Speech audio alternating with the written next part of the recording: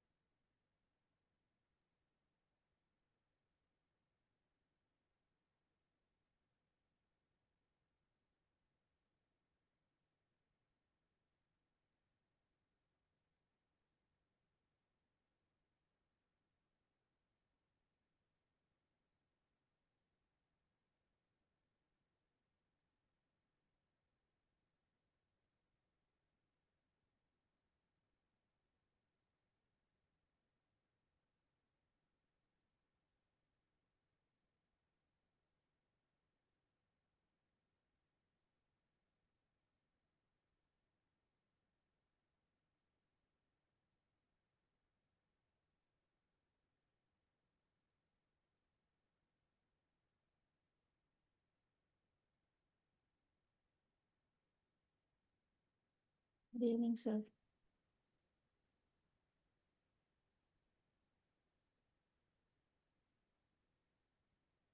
Hi, good evening, everyone.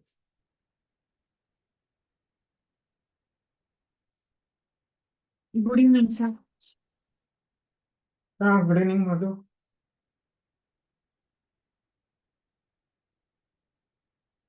We'll wait for another 5 minutes and we'll start. Today I'll discuss with you how to document this stuff. Okay. Unfortunately, I don't know what happened to my G drive. I was trying since last 1 hour to retrieve the data, but it shows that I've encrypted and I'm not able to open the files.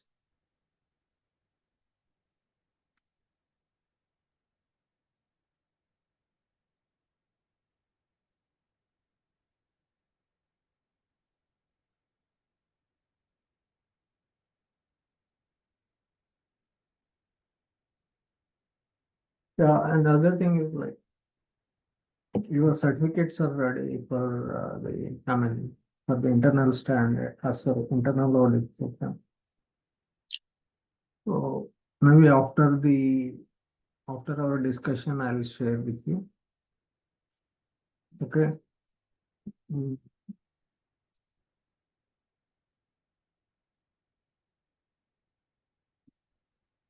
Right.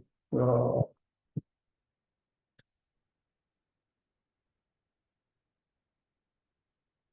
no, you review those once I share. I thought I'll better share it in email.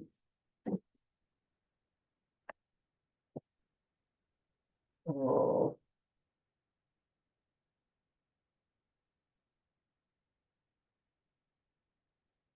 I think I have not given him a certificate is the QR code.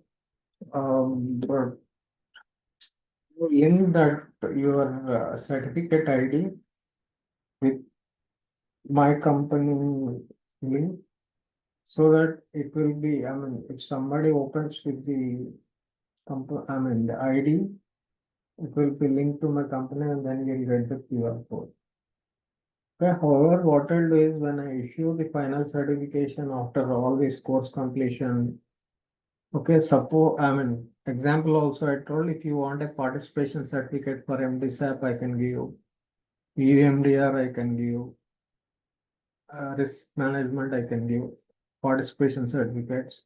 So we have a lot of things in providing certification, but the most important will be the final one, where it includes all those courses which you have learned.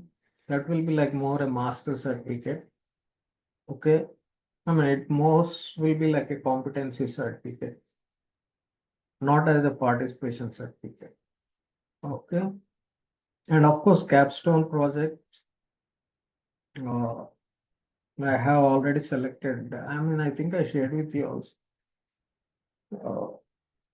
Of late, I'm getting confused. I shared with you. We can select one project, not now, later when we complete some of the sections.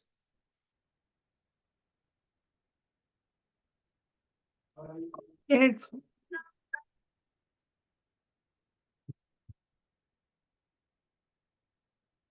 And the other thing is like, uh,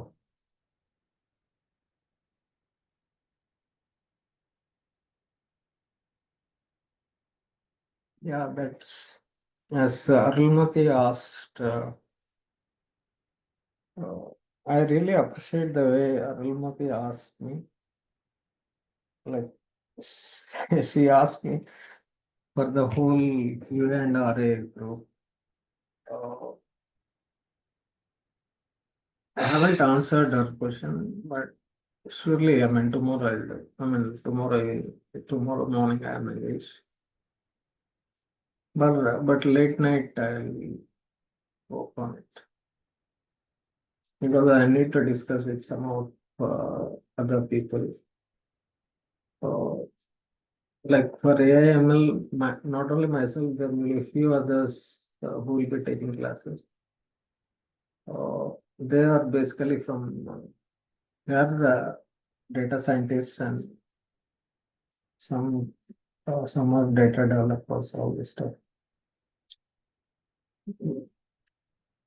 But most classes I will be talking. So that still has time, like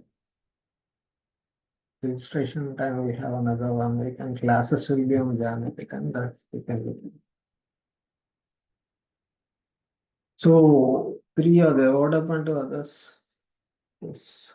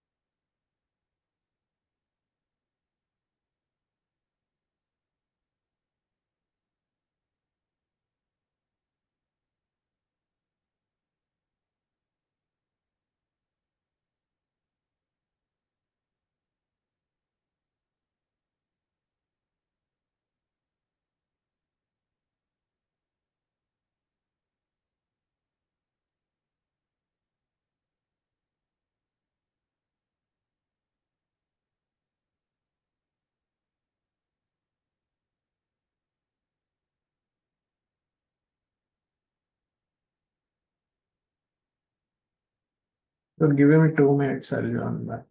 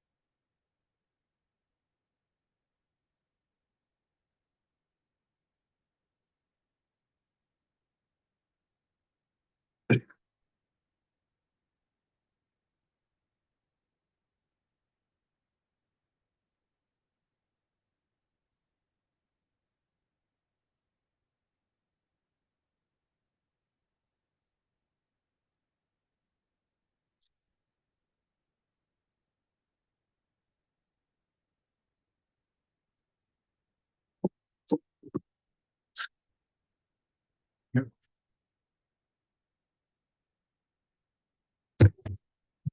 Actually, I have a severe cold and headache. Just I had some coffee. Uh, okay, let the others join it. I said the other day, like if even one guy is there, I'm going to, I'll, I'll continue my sessions.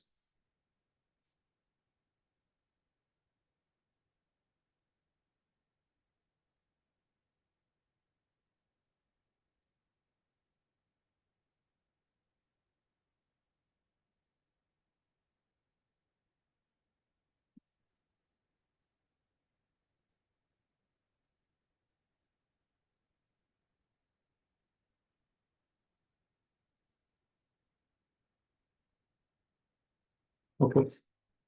Yeah, this we discussed yesterday. See,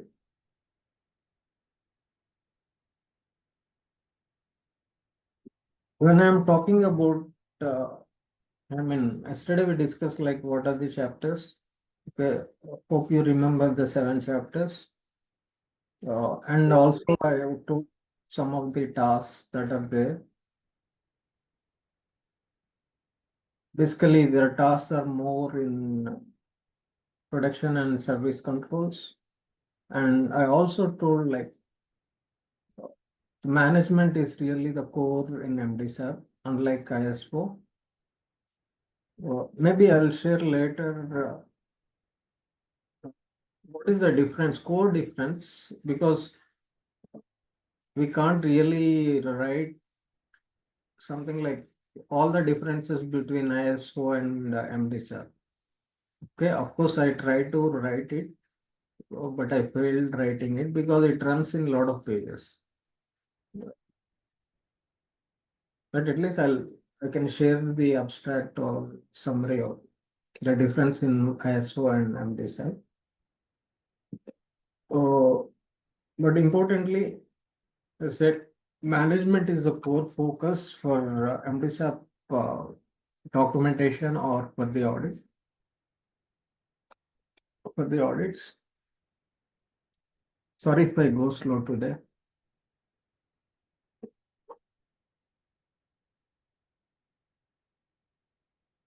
No problem, sir. Yeah. Yeah, thanks, Mother. No, I said no, when I have this sandwich working days, I feel like Monday. I mean, today I'm feeling like it's Monday. Yesterday was Sunday.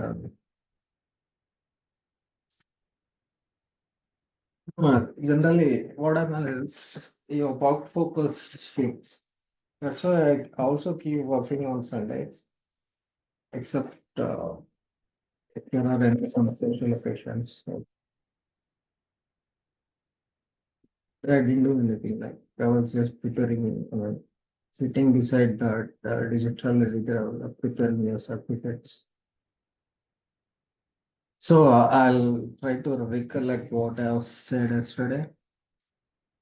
Uh, yeah, we discussed on the chapters. I showed you some tasks. Okay, what is the importance? Like the same old thing, you have access for all markets for it a single audit.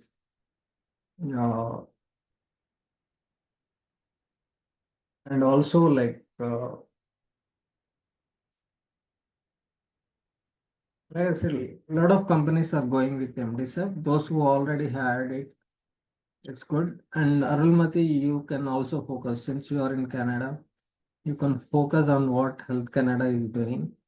Okay, when I discussed that, but I said like Health Canada has almost like uh, what you call not a phenotypic pin.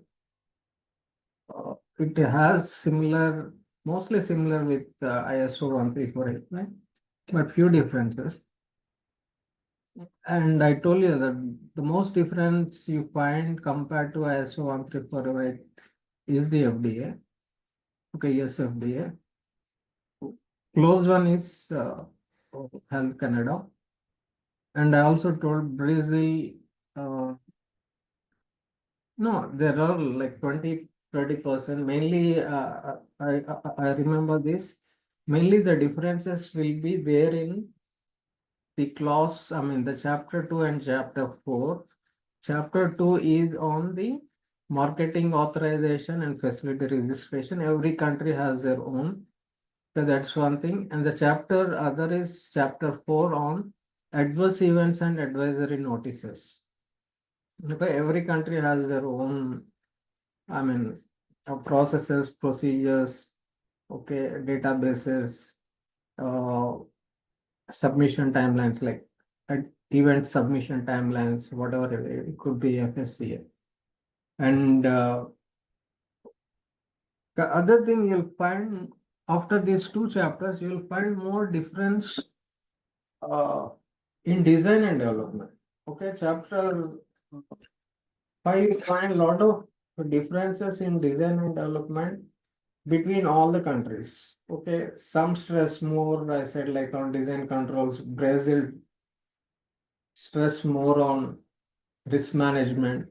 Australia, I don't know. I mean, like, I need to understand why they stress more on the microbiology, sterilization, clean room management.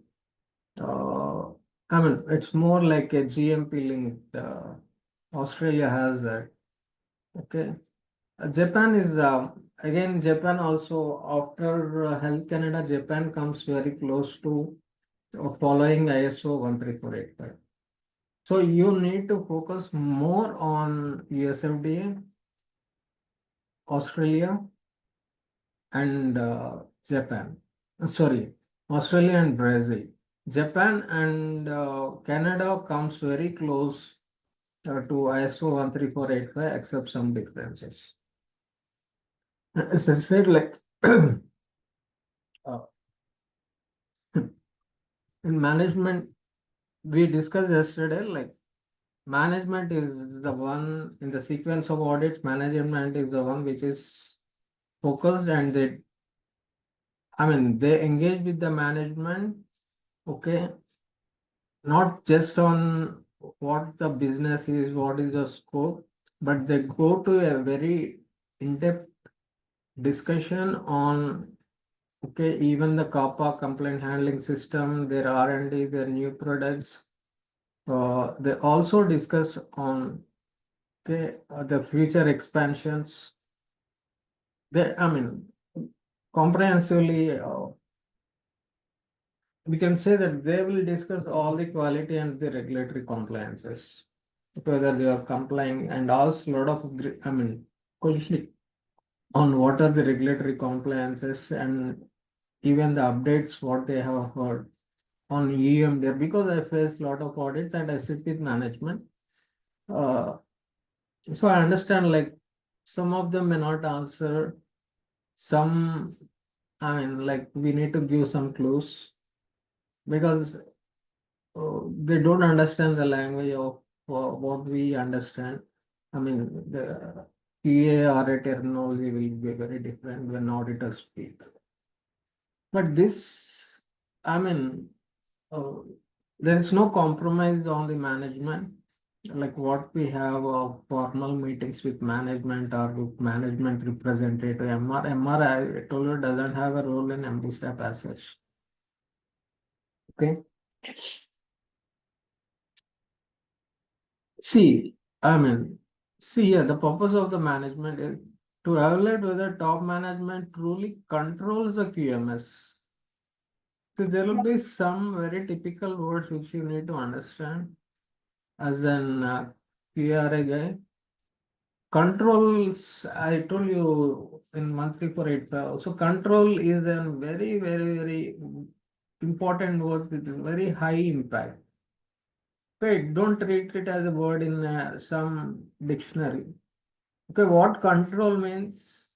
We talked about supplier controls, all outsource controls basically. What control means? Okay, control means it's totally under your surveillance. Okay, and you know what's happening day in, day out. Nothing is going to happen without your approvals, responsibility. Okay, and you have updates of everything that's happening in the QMS. Okay, in the system and outside the system. So this is what we have. The management should have the control on the QMS, and not just approving or signing documents and authorizing or allocating responsibilities to others. Okay, yeah, management has to allocate the responsibilities, authorities to others, but they too need to understand.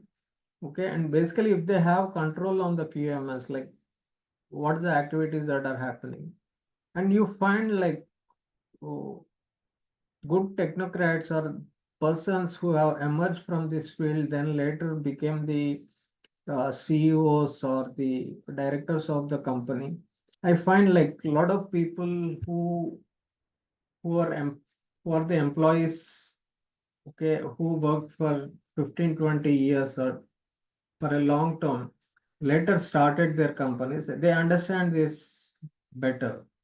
Okay, and I know a lot of companies where the employees have now being the leading CEOs. Okay, like I have seen a lot of companies in Gujarat and also in Maharashtra.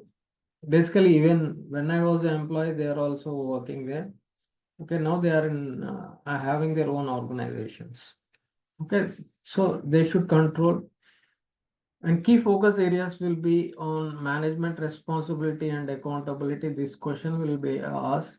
See, this we have seen it even in ISO 13485.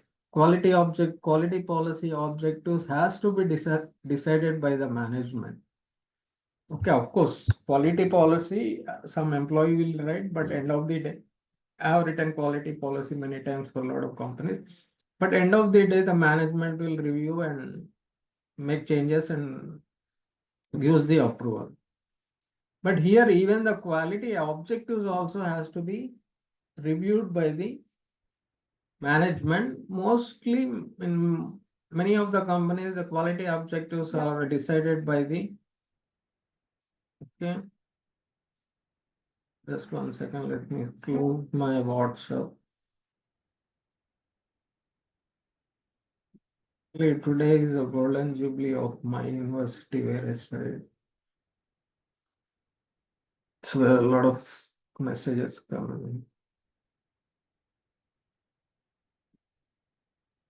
Yeah. So objectives also has to be finalized by the management, not the department heads.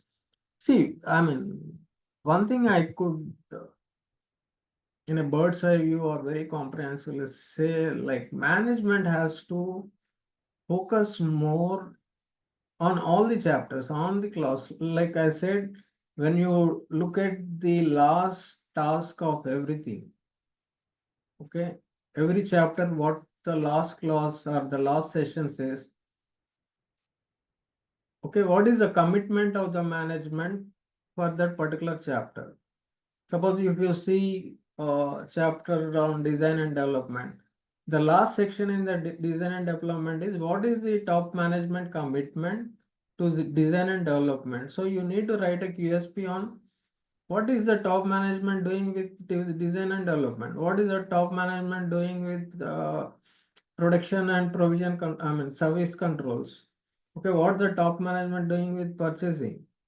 So all this last tasks, later the tasks will convert it into sessions, okay, will be on the management. What is the management role? You need to write a QSP on what is the management role in that particular activity, or for us in a textbook style, we'll say, or in that particular chapter. Okay, what is the role? And that's why I'm saying that management is very important when you are if you want to go for MDSAP certification, you should take full consent of the management and their involvement in the MDSAP. Okay, not like me. When I have first done the MDSAP documentation, I just took consent of the management. Okay, I mean, I have not discussed much with the management. Just said that we're going for MDSAP and started documentation. Later, I have included all the team members from QA and RA, and then it went very good. Uh, I mean, in MDSAP, you should have a very good, I mean, committed employees to do this. Okay, not just for the namesake of MDSAP, but the employees should get involved, and you should have employees mainly in the quality department who have a better understanding, okay, on the quality or the QMS system, or you need to train them. Okay, you can have some training sessions on MTSAP and ask them to do. That is basically a very good strategy. first to train them like this is MDSAP and how you need to construct the document, what is the importance of it, or how the audits will be, how the NC grading will be.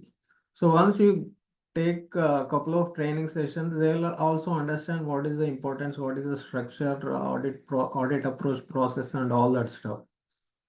Okay, and it becomes one. And most importantly, we need to involve the management.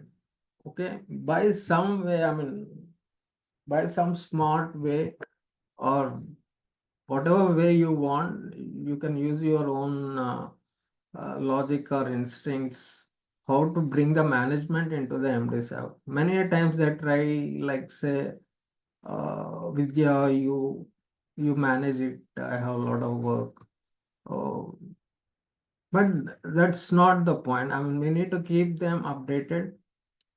Okay, like what's happening every day, or you need to talk with them every day, or send a mail if they are not available, or send WhatsApp, whatever communication, so that at least they'll know that these are the updates, this is the thing happening. Okay, you can have a rollout program for almost 90 days, like how to bring whole of the system, okay, into one. See, this is entirely different from how you do from ISO 1348. ISO 134, there are a lot of difference. I'm talking not on the sense of the structure or I mean, the clause or the chapters that are there, uh, or the regulatory subjects that are there. I'm talking more at the personal attitude of the persons, okay, their engagement, their responsibility when they are doing this. Of course, I mean, when I worked with almost 3-4 teams for MDSAP, except in one company, I got a very great team. And that is very important. Okay. And see, all this you find somewhere in ISO 13485 also. But I am again repeating, though you find it in ISO 13485, here the involvement or the impact of the management has to be much more than what they do in ISO 13485. Okay, even whether you take the responsibility, I said they should have full control on the QMS. Okay, should not only on the quality policy but also on the quality objectives. They should be aware. Like if I say what is the quality objective, I mean, if the auditor asks what is the quality objective of a production, a certain operation or certain processes. Okay, you should be able to understand, like we are looking last time, this is I mean, measurable amount is this much. This is what we are planning to do. Okay.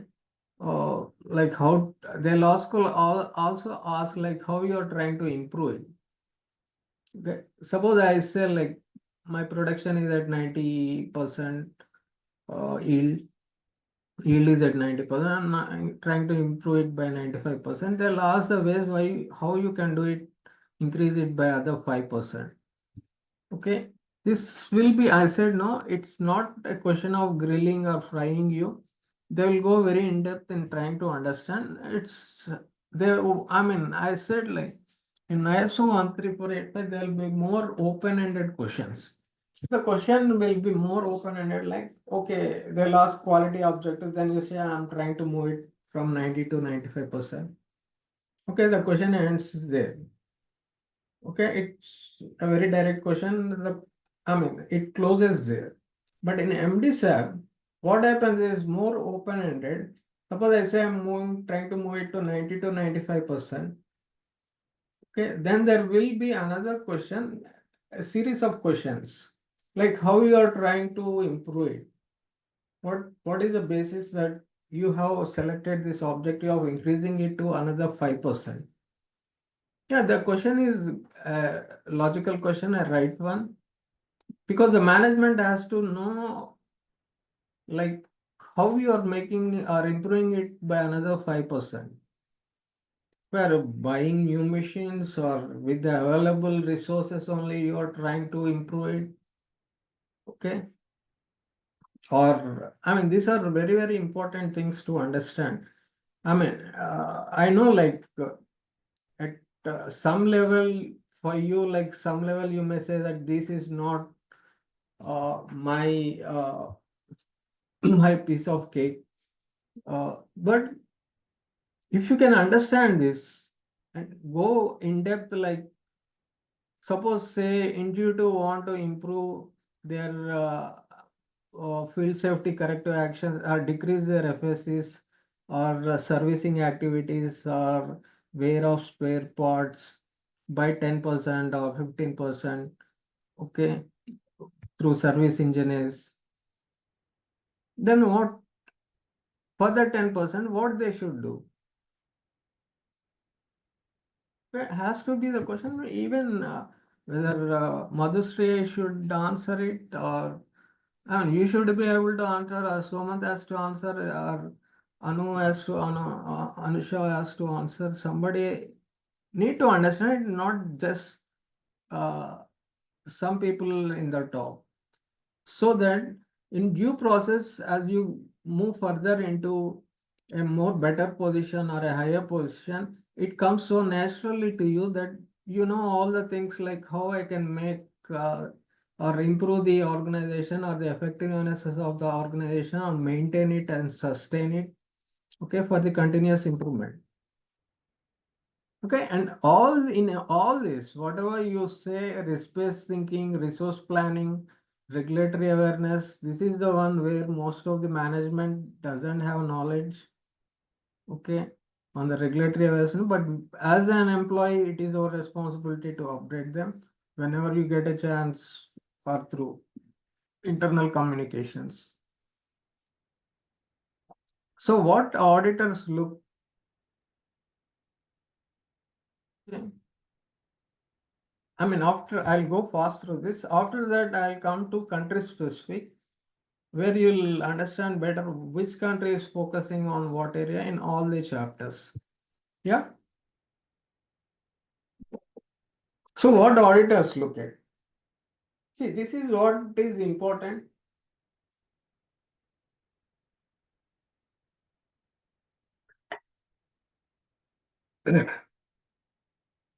We should anticipate, okay, like being proactive or predictive. I mean, I like these words very much. I don't know why. Proactive and predictive. Like what?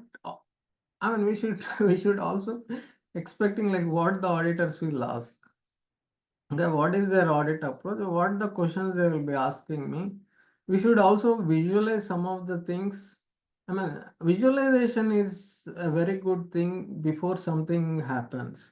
Okay, you can visualize, like, okay, I'm having the audit. What is the possibilities that the auditors may ask? Okay, in management, what are my queries? You can anticipate some of them. Some may come as surprise. Okay, but still you need to be prepared. So my sense is I do this every time before I mean taking up any major activity or major task. I visualize like I'll be in their shoe and try to understand like what they will be asking. Okay, the auditors basically here in the management. Okay, they look at understanding regulatory obligations. I said why I said this is why this comes first is I told you management doesn't understand much on regulatory obligations. Okay, suppose you look at today's scenario, there are some I promise you that I'll share the summary of that, but late night or some uh, maybe not tomorrow, at least late night I'll do the summary of the proposed changes in UMDR. But because it's a very big document, some 273 pages, but we need to summarize it, pick up the keywords. Okay, I mean I know how to do that. Like I mean the management has to be aware what is the happening in the regulatory in UMDR. You see, you have some devices that you are marketing in Europe, okay, with CE certification, and some are legacy devices. With MDD, you are still marketing them. Okay, or you are in a transition of moving from MDD to MDR, and whatever state you are, but you should know that there is there are some changes that are happening in UMDR. Okay, and should also have some insight on what could be the changes. That will be great. On regulatory compliance or obligations, the auditor will be very much satisfied on the commitment of the organization or the top management towards the, the QMS system. Okay, and reviews quality data. I think I told you, we discussed many a times. I don't know how many of you remember this. Where from you get the quality data? Okay, I think every time you forget it. Where from you get the quality data for your QMS? Can somebody tell me one or two or three data which you pick up for trend analysis or analysis of data? We say analysis. Compliant. It. Yeah, you get it from supplier evaluation Yeah. reports or supplier verification. You get a lot of reports. But what are the other quality reports basically you get? I mean, the most important. Maybe PMS. It's a field safety action, field safety, Yeah, selective action reports. yeah, that's right. But what is the most important thing? Yeah, field safety is also linked to complaints. Field safety corrective action, like it's a quality data on complaints. See, clause 8, all customer feedbacks. Okay, most of the PMS or PSU or PMCF data. Okay, you will get a lot of data, including your production data, your QC data. Okay, so you need to have, I mean, mostly I could say the top 4 or top 5 quality data you will get is from one data is from the management reviews. It is at a very high level. Okay. And the second is on your internal audits. Okay. And the third one will be on your complaint. I mean, mostly the PMS data on your customers, customer feedback, complaints, COPA. Okay. What you are doing. And the fourth most important will be on the Serious incidents. yeah. Fourth one will be mainly on the quality data you get from the QC department or the quality department, because it indirectly reflects something that is happening internally on the production and QC. Okay, that's a good trend to understand. Okay, how the I mean the patterns of acceptance, or what you call the percentage of rejections or acceptance is happening, what is the trend. Okay, and also you can, if you are knowledgeable, you can look into the process validations. Okay, basically we call CPK or PPK, I'll tell you later. Okay, process capability and production capability, and also Six Sigma. Okay, and basically trend analysis, and also most important will be in a condensed form. You will get it in APQR. What is APQR? Madhu, what is APQR?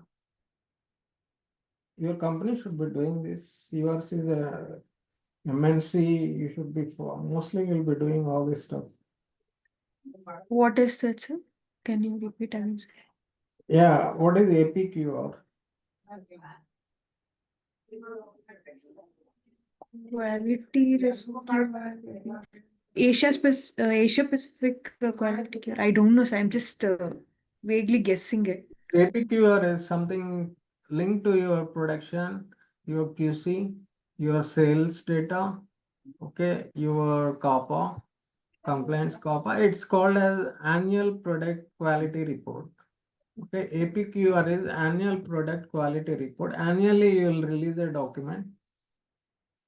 Talking of your quality annual product, like how many you have manufactured, first thing, how many have you sold?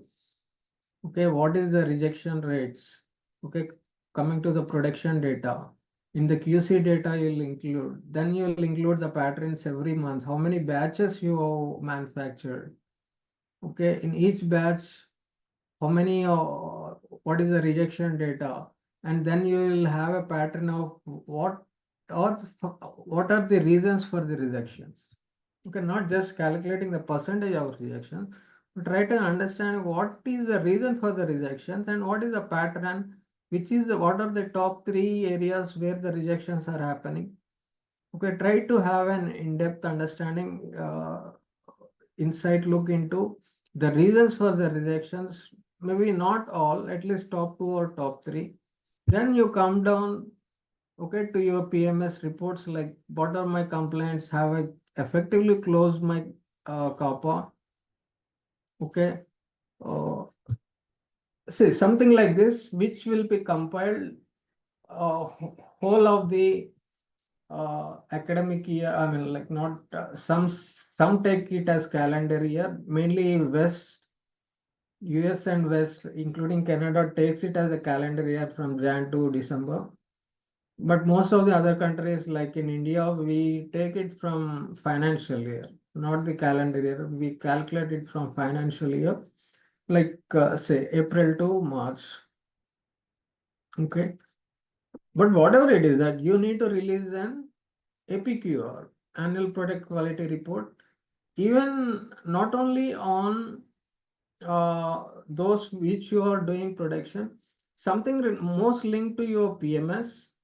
Okay, suppose like in Q2, you can give a lot of inputs on what are the field safety corrective actions that are happening, why they are happening. Okay, are they reduced or increased in last 1 year? Okay, like say many, not only big organizations do it, even a lot of governments do this, like they release quarterly what is the GDP or yearly GDP or yearly expenditures, or I mean, like they will have an yearly report that has to be mandatory released in all departments, okay, from the government of India. So in organizations also, in medical device company also, we have some set of things which you need to do. I told you, you should have an, okay, QA calendar. You should have an RA calendar, okay, regulatory and calendar for a whole year, what activities you will be doing. Okay, and also an APQR, annual product quality report, which you will every year. And see, APQR is not that we do for the organizations to understand it. APQR is something which you need to submit it to the auditors or notified body. Like whole of the year, these are the things we manufactured, sold, XYZ, and these complaints. Okay, it will give a very good comprehensive status or full-fledged status of your organization. And I mean, auditors, actually you can release it and keep it in public domain also. Okay, or link it to your website. Like it's not only talking about business. Okay, many companies talk like we had 20% margins this year, 5% more than last year. Not only this, you need to talk more about your quality APQR. This will in turn will give you a lot of business. Okay, but don't manipulate it. Give it as it is true. Okay, ethical, authentic, and you can. I'll share if somebody want to do it. I'll share the format of it, or I'll share some of the reports which I have done on APQR. Okay, but for companies like Intuitive, I think you can do more in depth because it's the scope or the area of work where you're doing is, I mean, at a very high-end work, high technology work. Okay, and it blends with a lot of other things. High-end technology devices, so it blends with a lot of other things because you have a competition from Medtronic. Intuitive has a potential competition from Medtronic. So you need to look at who are your competitors who are competing with me. And very soon, lot of market of Intuitive will be taken by Medtronic. So how you want to stop Medtronic taking up your market? Okay, I know it pretty well. Medtronic is going to take some of not now in next 2 3 years. But you have a very good marketing network in India, but how you need to sustain it and how to move forward, because there are a lot of other companies entering. I mean, this is what the management has to understand. Uh, you need to see the management have a lot of work, but other works. But the thing is that as a responsible employee, you should discuss with at least your top person, your head, or if you are the head, you can directly talk with the management and update them of what's happening on the regulatory quality, how we can improve our systems. Okay, common non-compliances, which is these management reviews are not formalities, I told you. Okay, they have to link, the management has to link all these complaint copper risks. And the most important is what is the strategic decisions you take, the management takes. Okay, what strategic decisions mean? Suppose there are complaints, I mean recurring complaints on particular issues, whether you want to address it as a preventive action or a corrective action, or you want to stop the production or slow down your production of that product, or include more basic controls, or you totally want to revamp the product from design stage. So these are some of the strategic decisions, or you need to modify it, the device into a better design. Okay, I mean the management has to understand, like, if I go for a new design, what will be the expenditure, how much time it takes. Should I stop production for next 2 3 months till we rectify this? Okay, because it will give a bad name to the organization if there is any FSEs or adverse events continuously happening. Okay, and not properly taken care, mainly in the medical equipment. Okay, if the customers are not properly taken care. Okay, of course, in other medical areas, there will be an absolute backfiring of backfiring that happens to the organization. There is a very good chance that you will lose your customers. Okay, instead of getting new customers, is very difficult. But so the point is, like, you need to hold on with your old customers. Okay, with experience, I'm telling this. So,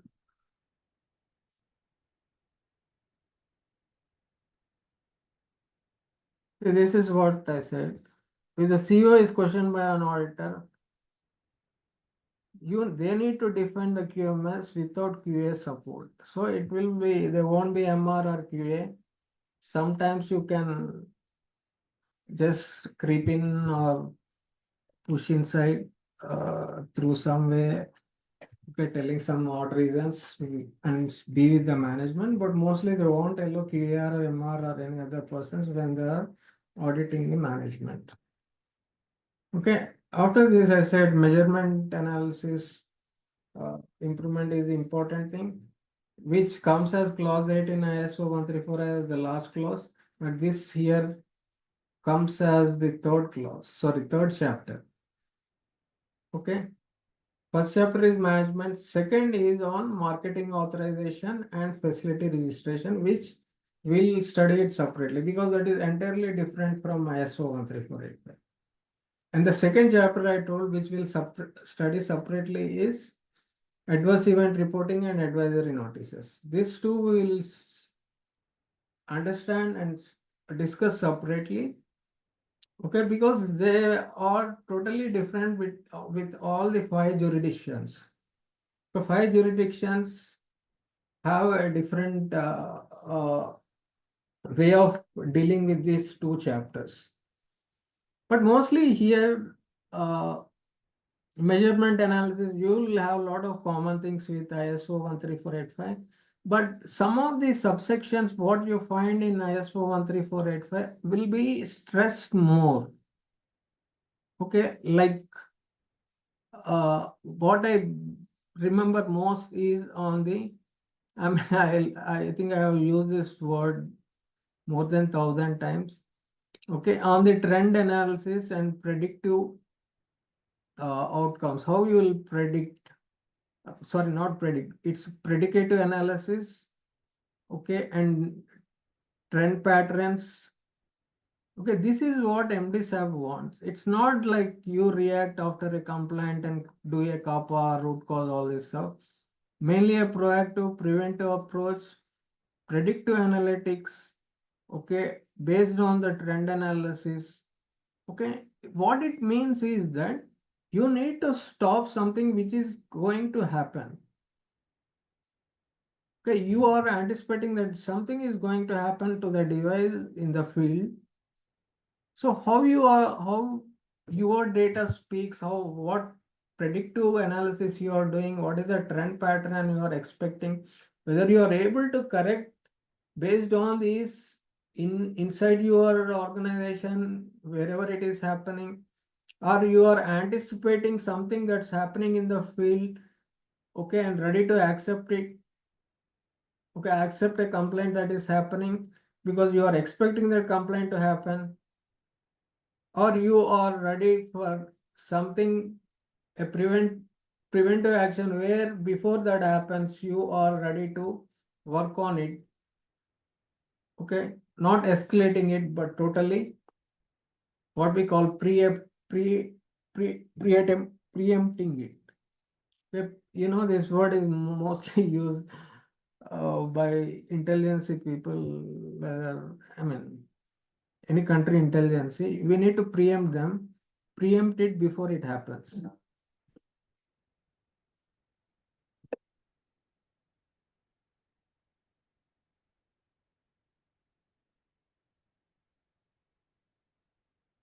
Okay.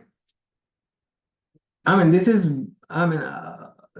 what basically I learned a lot of this predictive analytics, basically from an intelligence agency called Mossad. Mossad is one of the brilliant minds of intelligence in the world, much better than CIA or CIA of the US or MI6 of Britain or UK. Mossad, what it does is, Mossad's style of doing is, before any catastrophic thing happens in Israel, or could be some mass or something like a blast happens or anything happens, okay, they preempt it. They'll have an intelligence that this is going to happen. Before that happens, okay, they will preempt, or they will kill them, or they'll do something like. That is what is very, very important, where India has to learn not to wait for something that has to happen.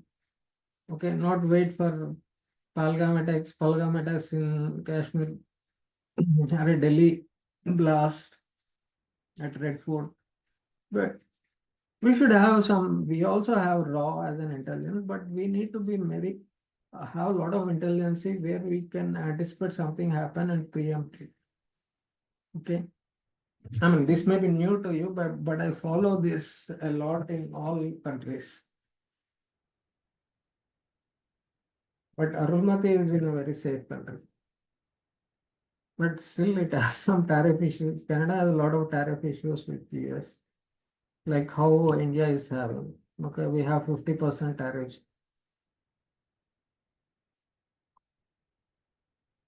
So this is on, yeah,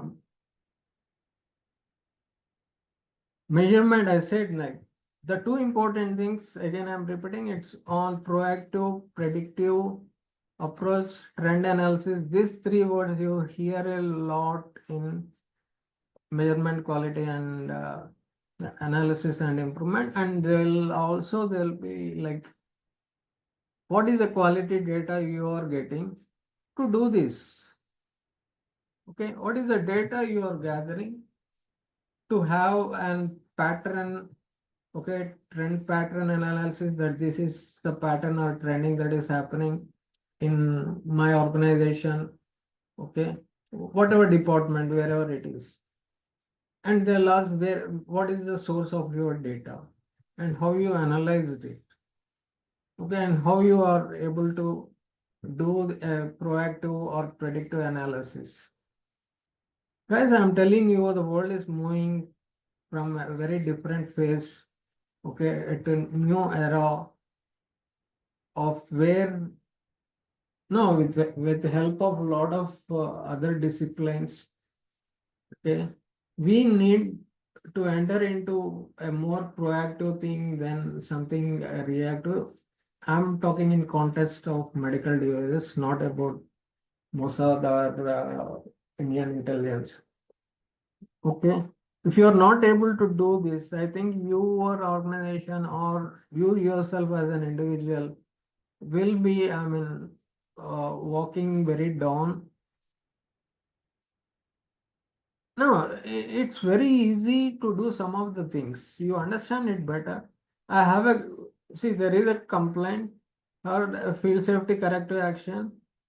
Okay, and some adverse event happens, then we do a COPPA. It's very simple with a root cause. And that's very traditional thing that's happening in last 20-25 years. You get a complaint, you do root cause and do a COPPA. And see that whether then you have a monitoring for almost 2-3 months, whether it is reoccurring or not. So this is all waste of time. Okay. If you can enter into the next more intelligent phase of trying to understand or trying to look at the patterns, quality of data, okay, predictive analytics, to understand what's happening. Okay, you can curtail a lot of things. You can preempt a lot of things. So it really, I mean, you have to shape your thinking or your mindset into this frame. Okay, not looking traditionally. Even I have done some time back. There'll be, I mean, a lot of complaints coming in because I work basically, I said, as in all class 3 life-saving devices. We have lots of nightmares with the complaints. Now, the common thing is to do a COPPA, throw it on the operator saying that it's a, I mean, that's the most common thing many people will do. It's a user error. Okay, my device is good, user error. But now the rules have changed. If it is a user error also, you have to take the responsibility. You will, I mean, earlier it is like, oh, it's in IFU, I told them to use so and they have not used. Okay, if it is a user error, and the organization has to take the responsibility for the user errors also. Any adverse event, FSCs or any complaints that happens with the user error also, the organization is responsible. Okay, as per MDSAB, even as per the new regulations of EU MDR, you can't take IFU, pick up IFU and say that this is my risk control document. I gave them IFU with every pack, but no one will read it. Okay, IFU is like a piece of paper that has to be thrown in dustbin. I have never seen any doctor reading IFU because they are all experts, know what is there in IFU. Okay. I mean, the most important thing I'm telling is misuse of the uh, device. Okay. Or user error also is also a part of the organization, and that is the trend you need to work on. How you'll work on it? I'll tell that in risk management. How to take up user errors or misuse of device, okay, and address them.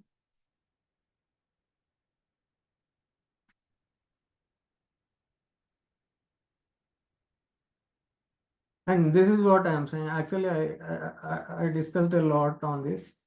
Detect problems early. This is what I told you.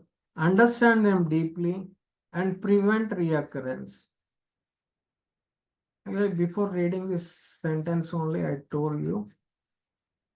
You remember this. Okay, detect problems early. Understand them deeply and prevent reoccurrence. Okay, they are not telling you to do the corrections. Okay, they're telling you to do the prevention. So, prevent or reoccurrence. The prevent action is a potential, stopping something, a potential reoccurrence.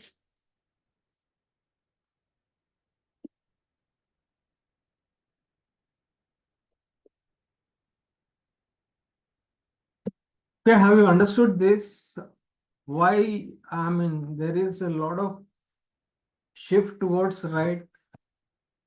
Okay, and for the good of this, mainly on the measurement analysis and improvement, it is totally, the definition has changed, the era has changed, and there is a total revamp of the traditional with more sophisticated novel way of thinking and novel way of working.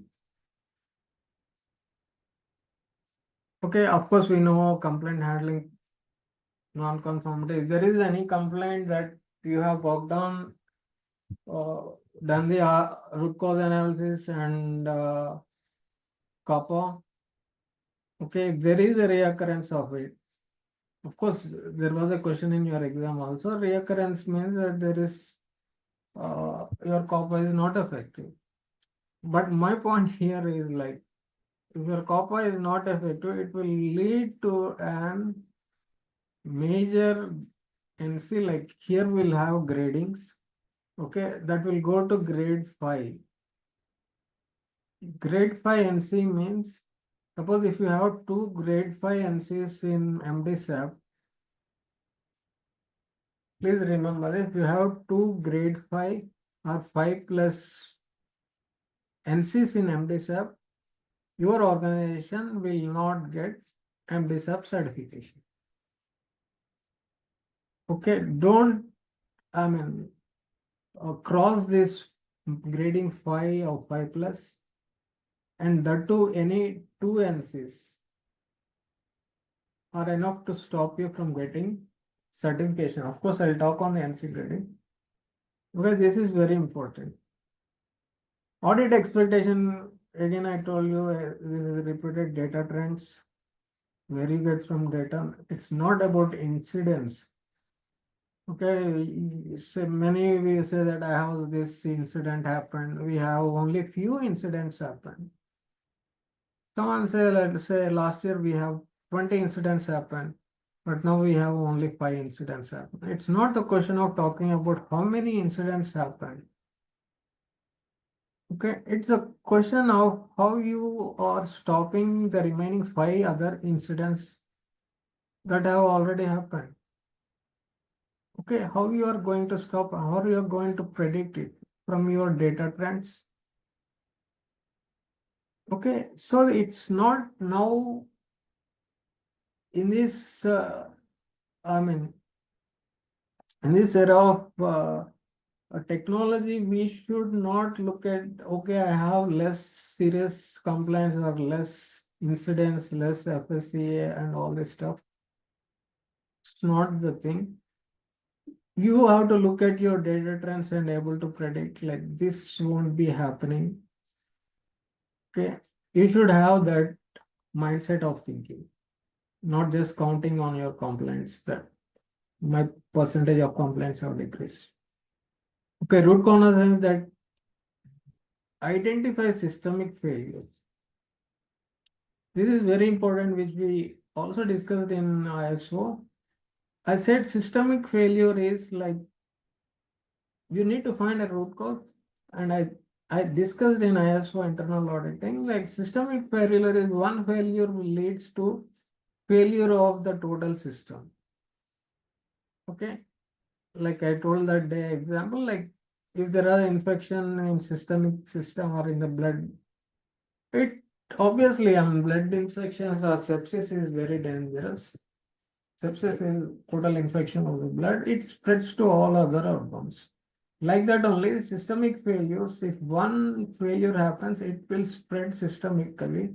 So you need to find the root cause that there won't be any systemic failure that affects all other processes, okay, in the organization. So you need to have such an efficient root cause. Effective checks the true risk reduction. See, you need to integrate your PMS. Of course, most of you know this is very, very mandatory both in MDSAP and EUMDR. Of course, I have not discussed about EUMDR. Later, after closing this, I'll switch to risk management and MDR, EUMDR. These two are very interesting, mainly the risk management. Like you need to connect all your PMS with the risk management. This is absolutely mandatory. Okay, whatever your PMS data that will become inputs to your risk management, and you need to include all your PMS, what data you have got into the risk management file as say new risk or risk that happened due to other issues. Okay, like just now I told like misuse or user error, so other things you may find in your risk. Okay, that has to be integrated with the risk management, and also the clinical risks that are coming in has to be integrated with risk management. So your risk management file is something which is very dynamic, continuously changing. Earlier, I know like risk management files are just static. Okay, once you prepare, it will be the same file for next 5 years and 10 years. I have seen it. Of course, I've been a part of that, where the risk management file, it will be the same after 5 years also if I look at that when I'm working in care. I mean, on the cardiac stents. But now it's very different. Like you need to, there will be a lot of revisions or updates that will be happening both in risk management, because you will be having a lot of data that comes from the PMS. The PMS includes a lot of things. Okay. I mean, you can categorize PMS into something like 7 to 8 sections where you get a lot of inputs. Okay. Including clinical, including usability. Okay. Usability is more linked to user error. Yeah, the customer, the complaints, scope, all this stuff. So that will be very interesting. Evidence of preventive thinking, this is already discussed. What is the evidence? Suppose if I ask you, or an auditor asks you, like, what is the evidence in your company that you have a preventive way of thinking, preventing it before it happens? What will be your answer?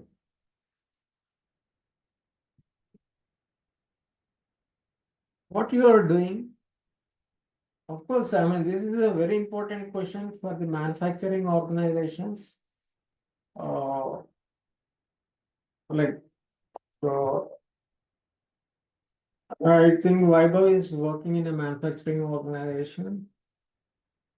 I mean, it will be great to work in manufacturing organization which have all departments in early, I mean, in your career early, because you understand what are the all problems. Okay, not just a few departments. Like some organizations have only quality, regulatory, production, but if you have design and development and you have the maintenance department, all the department where actual production is happening and you are being exposed to it. Okay, instead of being a freelancer, or instead of, I mean, this has to happen very early in your career. Most of you have passed that stage. But it will be very interesting when you are just being hardened, crushed, okay, in your early in your career, exposing to everything. You will have a better hindsight. Okay, like this is how the structure of organization will function. Then later you can enter into other domains of your interest. Could be anything like R&D, QARA, or PMS, marketing. Okay. Now you tell me what is preventive thinking.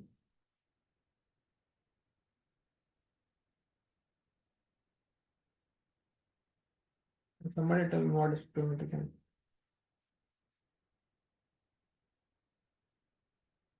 The preventive thing is, I mean, I don't know, like uh, looking at your patterns through lot of quality data, okay, trying to do analysis of that, what we call data analysis of that, and trying to understand like what are the threats, okay, important areas of threat, what we call it as a heat map. Heat map are like which are of very severe. You can create a heat map. I'll tell you how to create a heat map. Like those which are very severe will be in red, much lower, severe risk. Okay, or potential to have complaint, high potential that this may turn into complaints or adverse events or some correction FSCs. Or it could be in yellow, like moderate, moderate risk, and have, but still they have the potential in future. And that, so, and the other will be in green. Okay, if green is something where if you have not attended to them or left unanswered, this may turn into potential risk. So better address them when they are green if there are anything that is popping up. Okay, green basically says like, okay, things are good, but there is a chance that some things pop up in the green also. Okay, where it's an area where you feel that there are no risks are sufficiently monitored. Okay, but there is a chance that you should not neglect. Things may crop or suddenly escalate. But for the high risk heat map, you need to attend immediately and predict what is going to happen. Yellow, you need to be monitoring them. Okay, better you do a lot of prediction on that. So I will suppose, I mean, I can give, if you give some data, I can create a heat map like whole of your department, uh, whole of your organization, how it is looking like, what are the areas in that heat map which point to red. Okay, it will be very simple graphical method of understanding.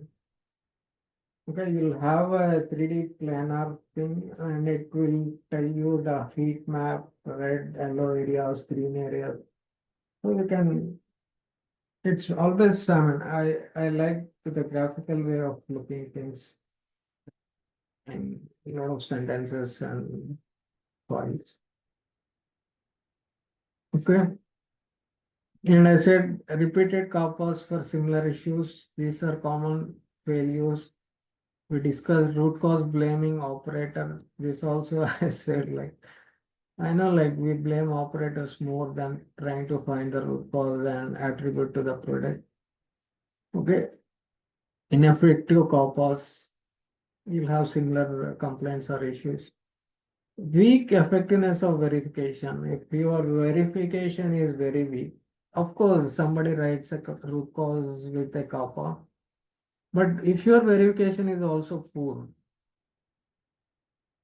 okay, obviously it will result in reoccurrence. So your verification, see the root cause has to be strong, your kappa has to be strong, and your including your verification of effectiveness has to be strong. If any of these three is weak, your root cause is weak or your kappa is weak or even the verification is weak, again there will be a reoccurrence.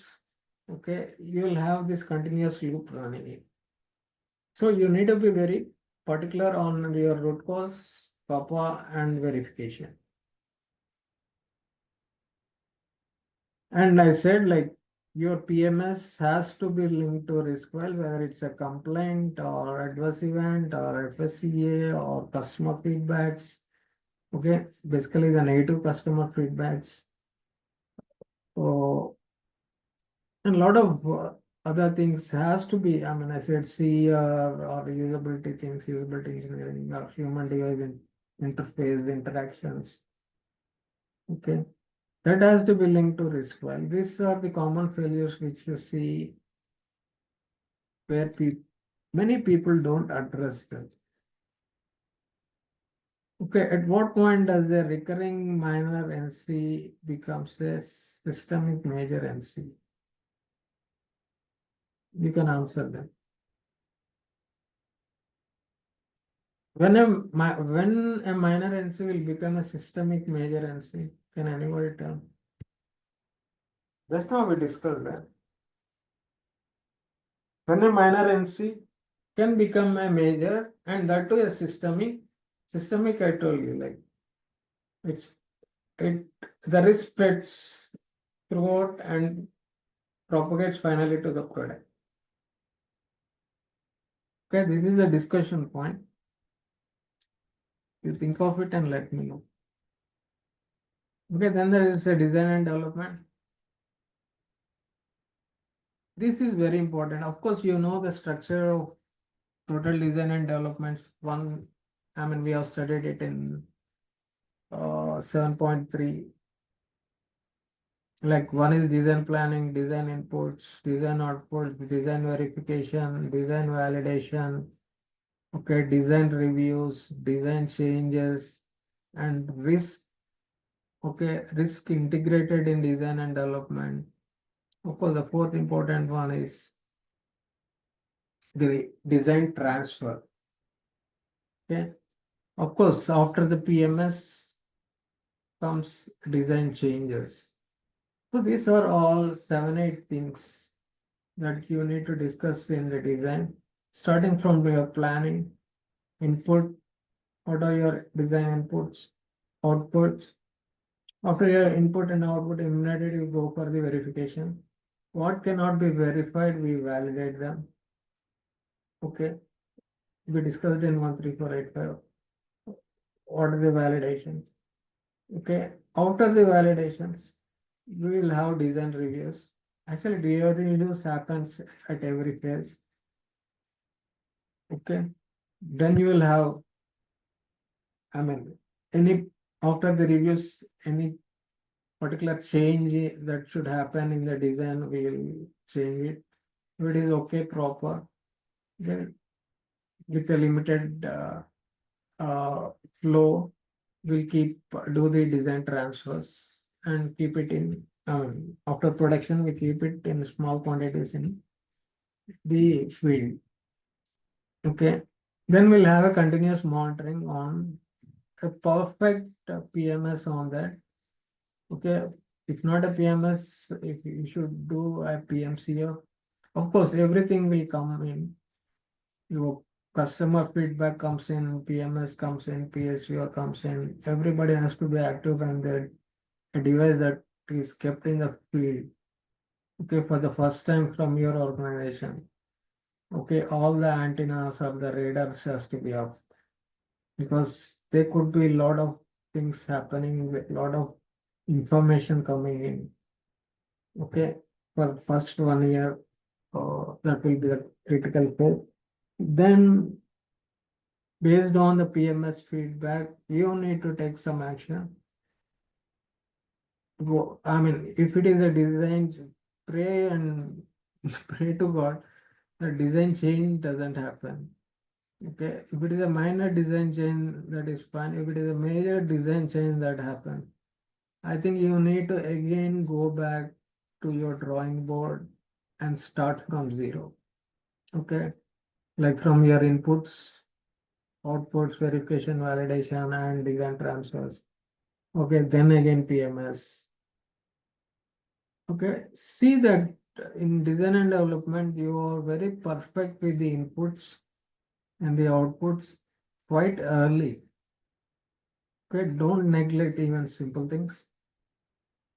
Okay, and include risk in that. And do perfect reviews with the total team. It's not that you sit in your room and do the reviews, design reviews. You have to have, in planning only, you should have total reviews with all multidisciplinary team, including your QA, RA, clinicians, okay, maintenance guys. You should also include some who are very specialist in that particular device field, or doctors or clinicians, and include your management. Okay. So in design, in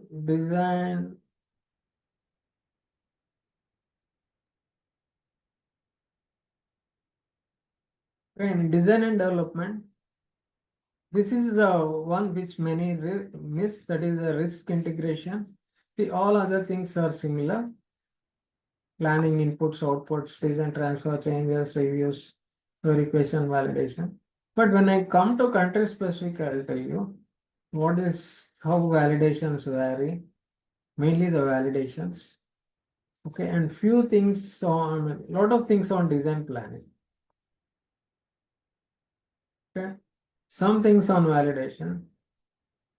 Yeah, and design changes when the PMS has an effect on the DM. I mean, when the PMS inputs have effect on the design changes, when you loop it to the design chain, this is where FDA will be very serious. By US FDA, if you are changing, I mean, if it is a minor change also, they will scrutinize it to such a depth. Okay, they'll look at whether if you are doing a minor design change, they will look at it and see whether this minor change is adding to any new risk, additional risk, or it is bringing the performance down. Okay, you need to strike a balance. Always the risk should be low, acceptable, and performance on the top. But is this balance disturbed when you are doing design changes because of the feedback from your PMS? Okay, suppose if it is a major design change, I said no, absolutely you are in a big problem. Okay, you need to restart doing everything from the start. Not there are some exceptions which you can skip, like it's not back compatibility studies you can skip because if it is the same material. But if you change the material, then you need to do the back compatibility, and a lot of things come. And my only point who are in design and development is at the first go only before you launch your device or me too device or a new device or a device for new indication or an improvised device. Because of late what happens is, suppose if you have a basic device, most of the companies do this. Okay, they add some feature to the device and bring it as a new variant. They keep on increasing, do some improvements on that, okay, adding new features and trying to improve it, and I mean put in keep in the field or in the market as a new variant of this. Still you'll have the basic device, basic variant of the device. But of course, this is the trend which Indians are very good at. Trying to add something, improve the value, get some price, good price. Okay, and keep on improvising that. But not entirely looking at some innovation and research, trying to find a new device, okay, for an unmet clinical problem. Okay, there is any clinical problem which no device address. We don't do much of research on that, but we keep improvising on the existing ones, bringing a lot of new variants on that. That is also good. Okay. Most of the companies are doing now. Most of the companies basically which are, I mean, linked to whether linked to software or not linked to software also. They are linking everything with okay, IoT, Internet of Things, or making them AI enabled. Okay, that is really good. I really appreciate it. Not just necessarily be the software devices or surgical devices or like surgical robots, robotic devices or instruments.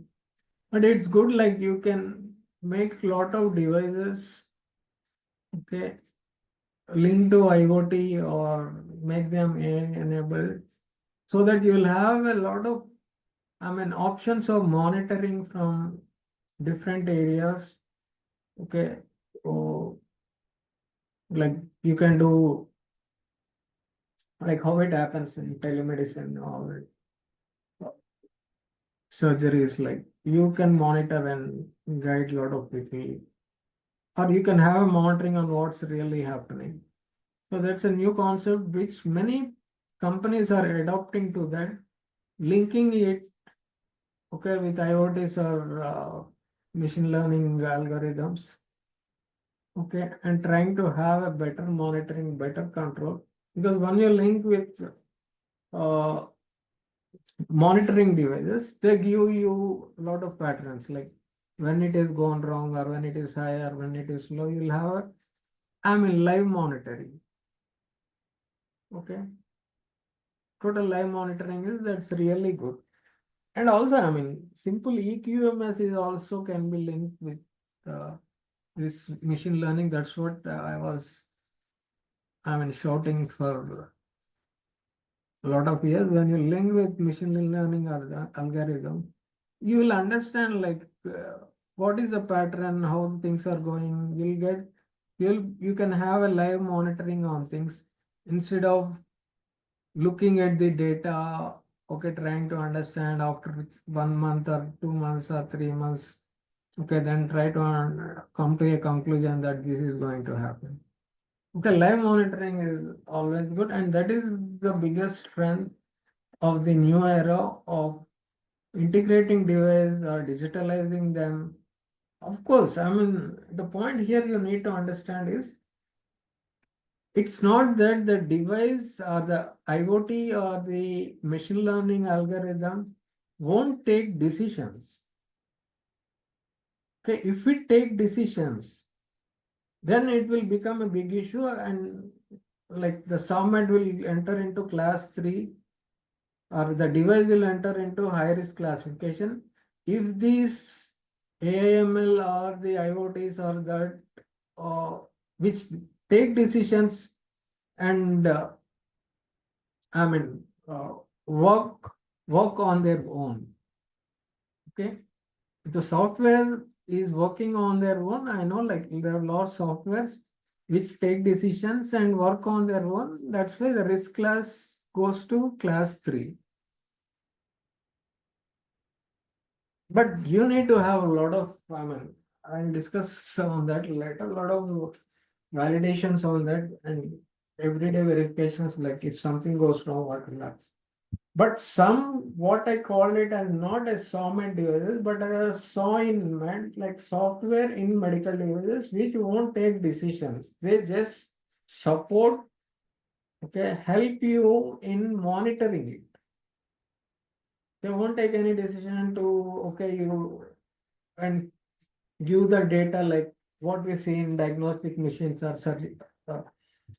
robotic surgicals, like they take some decisions. Okay, even in diagnostic, they take decision. But in a lot of other devices, they are just monitoring it. That's a good way having real-time monitoring, which helps you, okay, to understand day in day out. And that's why even for the PMS dashboards also, PMS integration also is good to have, okay, live monitoring, like what's happening every day, or it's for big companies to understand what's happening. Suppose like Intuitive, which is there in I think like in 10 countries. Okay, you can have a lot of data coming and you can have an, okay, dashboard that is monitoring what's happening on that particular day from all 10 countries.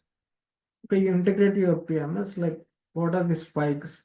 Okay, or it's a baseline that is running smooth. What is the depth or the height of the peaks? Is it escalating or is it okay? So that is my point in design and development. Like, you need to be very careful in integrating the risk. Okay. And of late, whichever medical device company you get, this is the pattern. In next 1-2 years, this is going to happen. Like, most of the devices will be linked.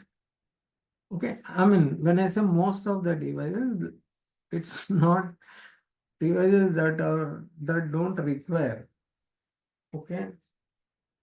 Like, the devices that require regular monitoring will be linked, like say ERP or EQMS or your PMS. Okay. That can be integrated. It's not like everything will be linked to AML, but there is a possibility maybe in future most of the systems will be machine learning, have a machine learning algorithms. Okay, mainly in automation and production. But that has not happened in India till now, but it's there in other countries like US is the one which is very much using this stuff. Not, yeah, in medical devices and other domains also. Okay. But you be ready for this because MDSAP obviously requires you guys to understand, okay, when something is happening in the future, how you integrate this with your measurement analysis and improvement.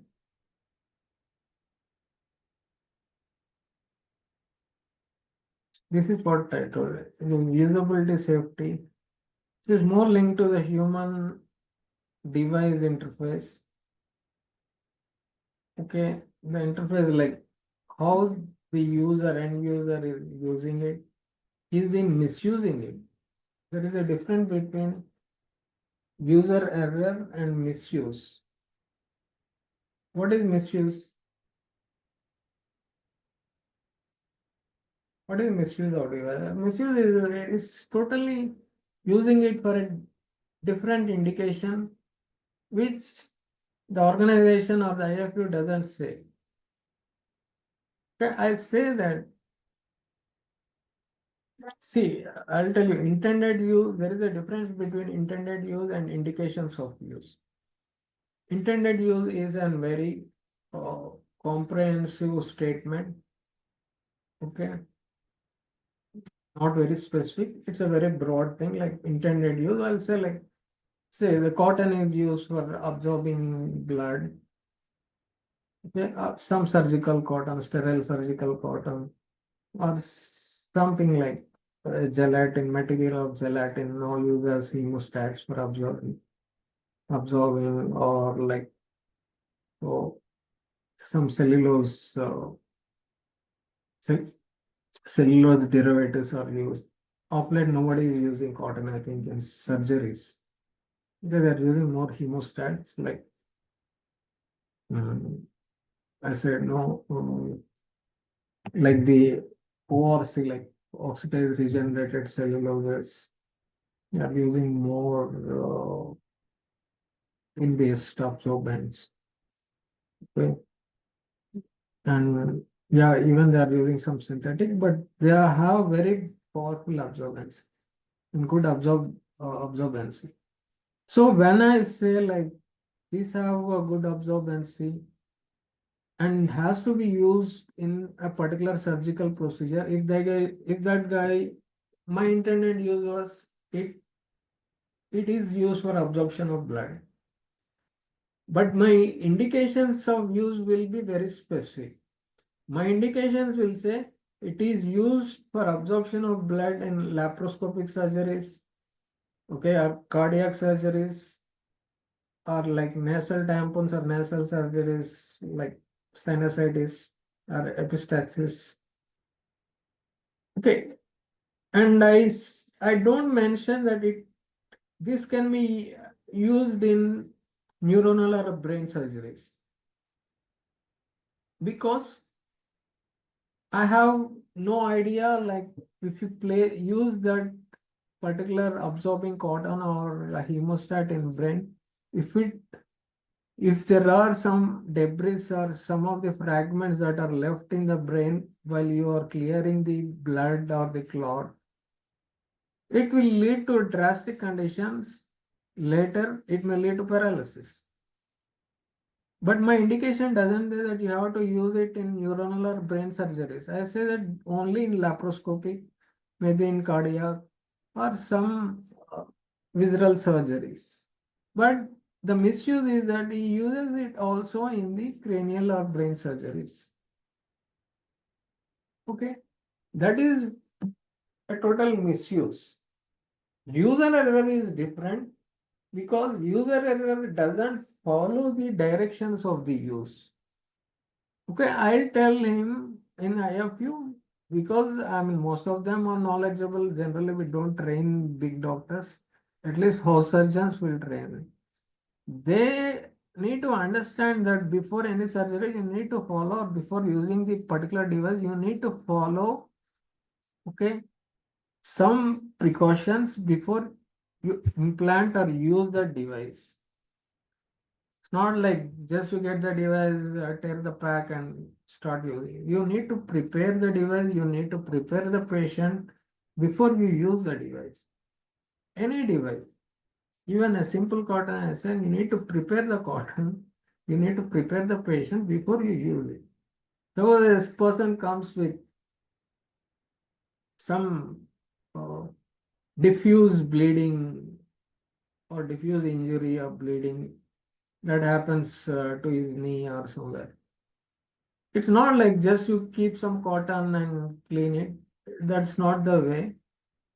Okay, first you need to clean it with some spirit or iodine. Okay, then you need to clean it with, of course, you may stop bleeding with cotton, but you should see that the debris of cotton are not remaining on the injured area because it causes inflammation. Okay, it further exacerbate the injury. So you need to, that is, I mean, that is not misuse, it is user error. Okay, error in using the device properly. Suppose, I mean, when I worked in cardiology department where we used to sell a lot of cardiac stents. I mean, we give a lot of directions that you can't implant a stent in coronary vessel in the heart directly. But some doctors, some cardiologists, more senior cardiologists also, cardiologists, they just, with a catheter, they take it into the heart, into the coronary artery, and they implant the stent and say that, okay, we have implanted a stent, there is a flow of blood. I mean, the blockade is open. But after 6 months, he comes back with another block. The same area where the stent is placed, again it will block the artery. But it is a misuse. The point is that he has to follow the instructions. You can't directly do stent, insert a stent and place it. First, you need to prepare it, prepare the artery where there is a clot. Okay, what we call, you need to prepare the bed of the artery so that the stent will properly sit on it. It won't stick or it won't cause any injury to the artery. You need to prepare it. Now, there are a lot of ways to. So I'm just telling an example of difference between a misuse and an user error. Okay, you can quote from your devices or you can look into your devices.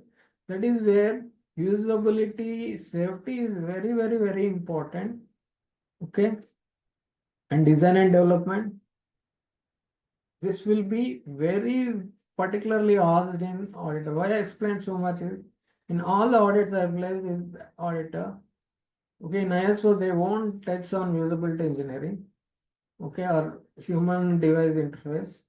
But in MDSAP, in all the 3-4 audits I faced, I mean, they asked about the usability engineering, what is the human device interface? They asked me like, what are the chances that your device may be in misuse? So you should also know what your device, how your device can be misused. Of course, you give a IFU that you need to use this device as per the intended use indications of use. But if I ask you what is the chance or other options that the end user may or the doctor may use the device for other users, you should be able to tell.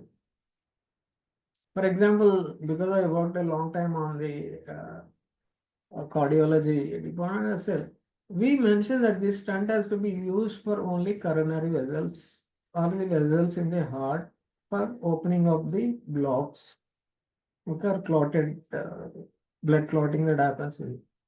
But that day also uses it in periphery, not just in cardiology. He uses it in renal, in kidney also he uses to open it up. Of course, in renal, it won't be so serious that there'll be blood clots in the renal artery, but you use it for a different purpose. Like when there is an aneurysm is something like collapse of the blood vessel. Like you see this in, what we call, in the deep veins, you'll feel it, we call them as varicose veins.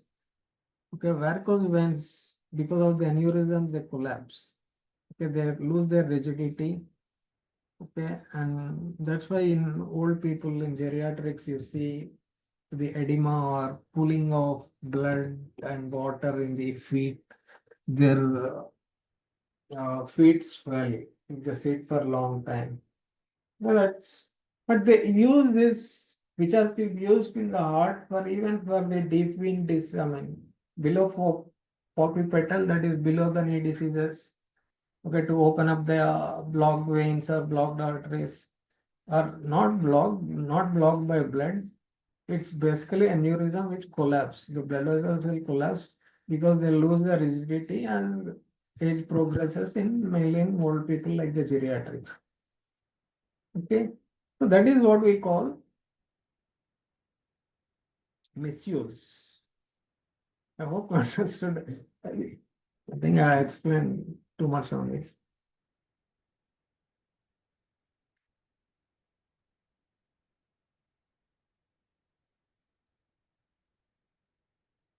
See, again, we mean to say risk management done parallel, not integrated. I told you risk management has to be integrated with design and development. Okay, integrated with your, I mean, PMS has to be integrated with design and development. Food traceability between inputs, outputs.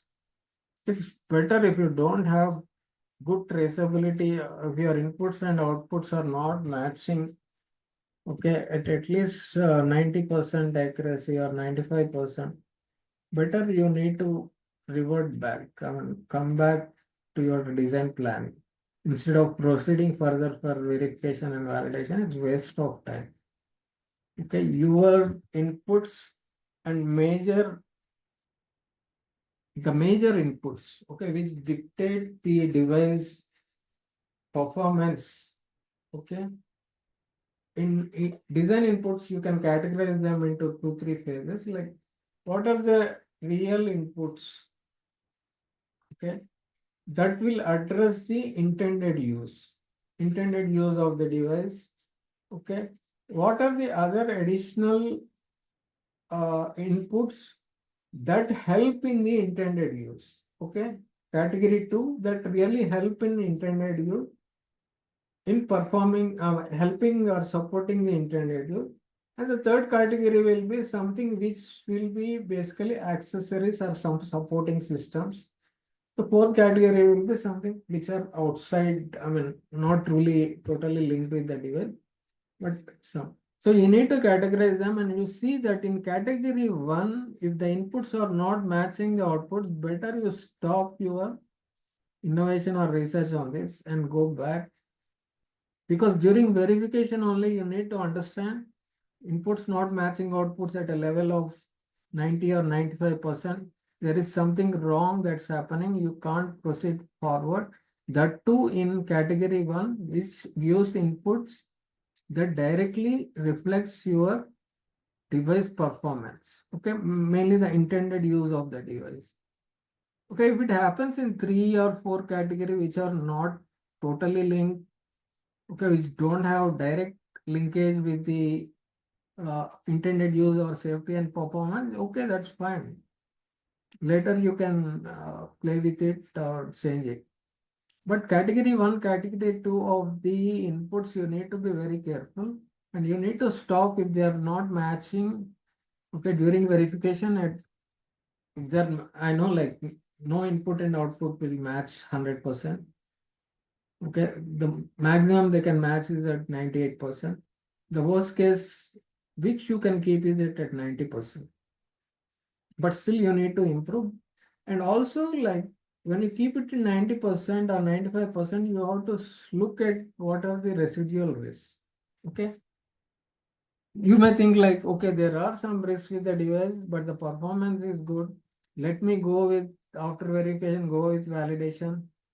Okay, you need to identify risk very early. Let me go with validation, perform back compatibility, go for clinical validation and all this stuff, sterilization. You are wasting money and time.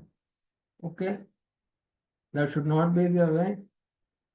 And you should need to understand the risks at very early stage or at every phase of the development. And that is good for the company that either you can close the project or shut down the project, terminate the project, or you can relook into the project on the inputs and rework. Otherwise, it will be waste. I mean, that is again, I'll tell you where you have like I mean, earlier it's like design and development to bring out a product, it is to take like 7 to 8 years or some 10 years. Of late, see, most of the lab work can be completed in, I mean, bringing down the product, bringing the prototypes, doing verifications, that even validations, some of the validations can be completed so quick in 1 year, 2 years, less than 2 years time. Because of lot of advances that are happening, you know, like in 3D printing, I think Madhusri, you should have known this 3D printing. Okay. And also creating digital twins. See, I don't work on, of course, with 3D printing, you can do some prototypes. But here there is a concept what we call as a digital twins. Digital twin is like you will have a data of particular specifications of the device which you have made as a prototype. It is all digitalized. There is no physical prototype thing.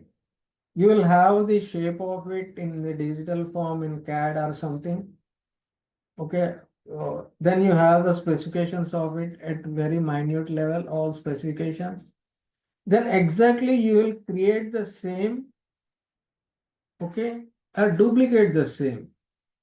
The duplicated one, what we call it as a digital twin. We do this all with AML link platforms.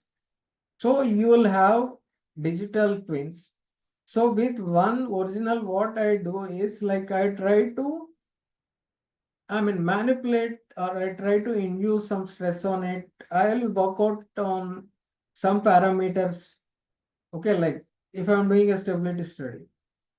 Okay, I look at stability. If it is a polymer, I say I look at Arrhenius theory of aging. Okay, aging for every 10 degrees. Okay, I think most of you know, like for every 10 degrees, the coefficient of aging will increase double. Okay, the aging will double like every 10 degrees. So I'll have that formula, the COMSET algorithm. I keep changing that from 5 to 10, 10 to 15 and see what is happening to the digital twin. The second one, when I do, whether its specifications are changing, there could be a lot of specification based on the device, like what is happening to the surface texture, okay, whether change in corrosiveness or whether the radial strength is missing or any metal composition is changing. Is there any radiations or magnetic effect, electrical effect? So you can monitor all of them through a digital twin just on AML and work out like, okay, this is where the when you're exposed to high stress, this is the changes that happen. Okay, it's not only on stress, I'm talking about stability. There are a lot of other things which can be worked through digital twins. Okay, once you write the program, and writing a program is not difficult. Like once you understand the concept, suppose you know stability studies, like we follow more of Arrhenius theory. Okay, if I go to the clinical, I know like what are my endpoints, like I know where it will be placed, contact time, okay, or in body contact, all that. I mean, it takes some time to understand and learn it. But what I want to impress on you is that it's happening very fast. But I again come back to you and say that whatever it is done, okay, by digitalization or digital twins or machine data that comes out for the AML has to be cross-checked, verified once, twice, thrice, and has to be pre-trained. But it's not that once you get the data, that's right. You have to do more experimentation, which can be done very fast. That's the advantage of it. So it does like, say hundreds of experiment in 1 hour. Okay, suppose I change it 1 by 1 degree, 2 degree, 3 degree. Immediately it will give, but after saying all this, I say that the human intelligence or we need to take the decision whether it is right or wrong. I say all AML are pre-trained. Okay, they don't really take this, though they take decision, but sometimes we need to look at the data and do some counter check on it, and very vigilantly has to do counter check, because in areas like design development, we can't really uh, trust the AML. But 80% of the time it may be right, but 20%. But again, I'm repeating, we need to give the red flag, sorry, green flag, or green flag whether it can proceed further or not. Okay. See, artificial intelligence just helps you to promote your work or accelerate your work, save you time, do multiple tasking. Okay, a lot of things are there that can help. But the decision making at the end of the day has to be left to the human intelligence or the employees. That's what is about design and development. And if your device are linked with IoT or AM and like the surgical robotic systems, then you need to be very careful on the usability engineering and whatever that is connected, okay, to the device. And you people know, like you need to follow a lot of things like the IEC 62305, and on, yeah, a lot of things on electric magnetic effect. This have a lot of standards. I think I shared some with you, and also on maybe later on cybersecurity. After you do all this stuff, product life cycle validations, mainly validations are very. Why I'm saying this is most of the devices will be of maybe in a year or two, you'll find most of the devices, not just the SOMET, other devices will be linked with this. Okay. The common failures or validation treated at one time. No, validation is not a one-time activity. It has to be done periodically, or it has to be done whenever there is deviations that happens or more rejection that happens with your devices. Okay, process changes without revalidation. So when you change some process, it's a common sense. You need to do revalidation. Okay, if you change any process. Poor linkage between deviations and risk. This is very, very important. I think I told some time back to you or somebody If you find any deviations just moving up and down, scattering everywhere like the stars in the sky, if you do a graphical mapping of that, they'll be like they won't be around the line, or they won't be in a linear fashion. Okay, they will be scattered everywhere. Means that the deviations are so high. When the deviations are so high, which means the process is not validated. When we say a process is validated, there has to be, okay, falling on the same line or just above or below the same line, touching the what we call correlation coefficient or correlation of determination has to be 99.9. We call it as R square when you do the mapping on XY scattered graph. Okay, but if it is deviating so much, then you can anticipate, guys, you can anticipate that there will be a lot of risks that your device, though the device may qualify the acceptance criteria or technical specifications which you have provided for the QC guide, the device may qualify, the device may be accepted, but still it is carrying a lot of risk with it when it is being used, okay, in the patients. Why I am telling this is, like, say your device is carrying risk, and there is a patient in a very chronic situation who also carries risk. Okay. When you both when there is a risk with the device and there is a risk with the patient, okay, this is the worst case. Still, worst case is when you have an operator or somebody who is very new to this or not so experienced in handling this in an emergency case. Okay.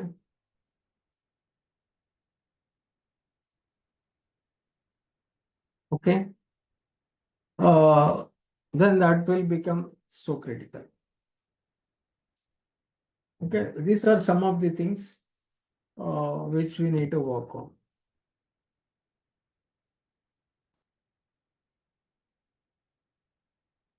Okay, just give me some more time, I'll finish out this. This is purchasing. So, I mean, what I'm trying to say in design, I mean, design and development is basically when you find risk, that there are too many deviations that may carry risk, better you revalidate it, do a revalidation and see that the system is streamlined and all your parameters of the process or the specifications of the device are falling on the same line and very close. If there are some outliers, okay, we call it as a stray data. Stray data is that's lying somewhere. Your mean and SD is here, but it is lying, it's very stray data, like we call it as stray dogs. No? It's a stray data or outliers not falling in the line. Expect a risk and expect a complaint.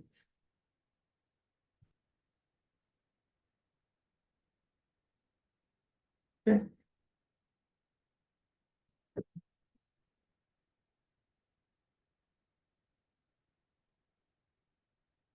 Now these are more linked to something like you find them again. I'm reading you find them in ISO 13485 also, but the way you need to look on this is very different.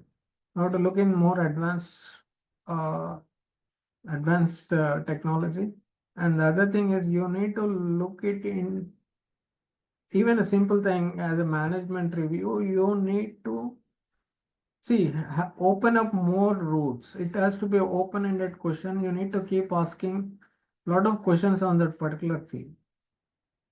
Okay. For example, I said objectives 5% increase. That's enough for ISO.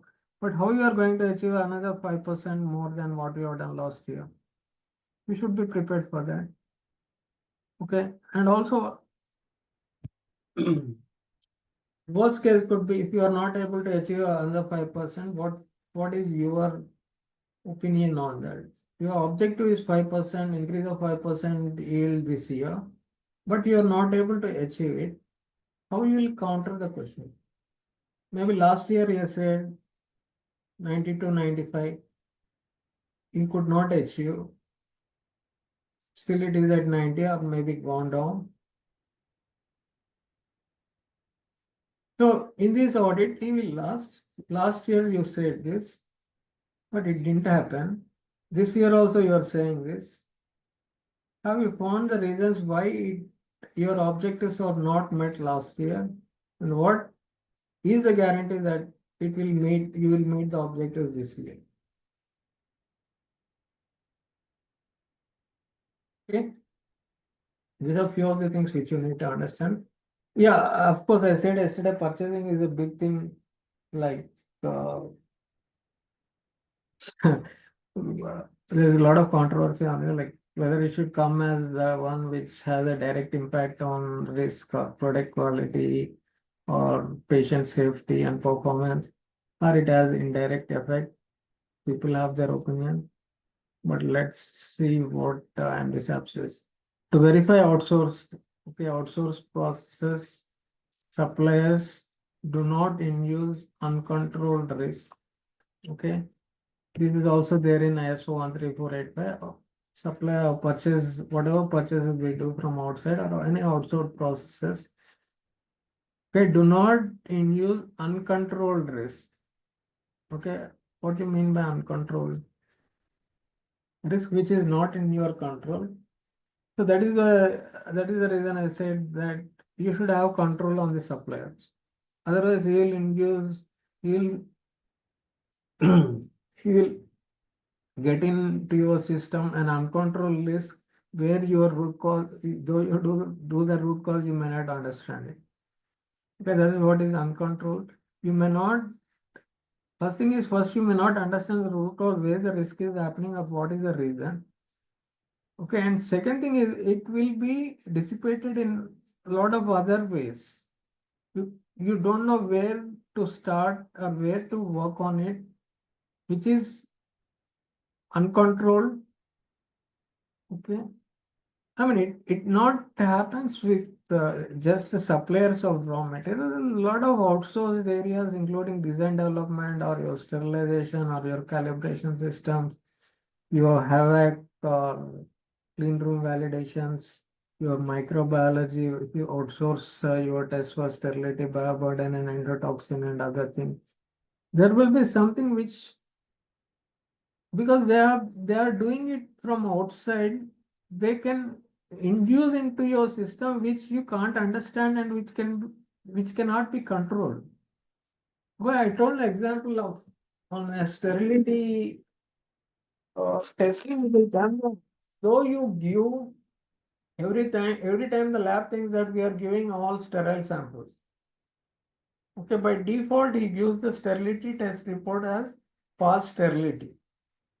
Okay, in between you have to give a false negative or say a false positive. Okay, you give an device which has highest bioburden and ask him to sterilize it.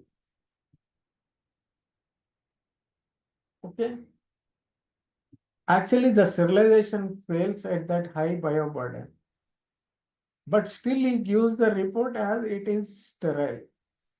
So there is a need for you to constantly monitor whether by giving false positives or false negatives to the labs and try to counter check, cross check whether the results they are giving it true or not. Even in the calibrations, okay, HVAC validation, clean room validation, you should cross check with them with all other options, like whether your whatever results you are getting is absolutely right.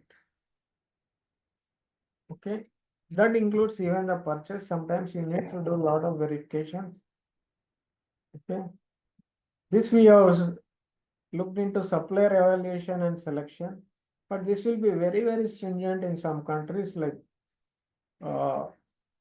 you need to evaluate like more than 3-4 suppliers, then you have to give a comparative statement on each supplier.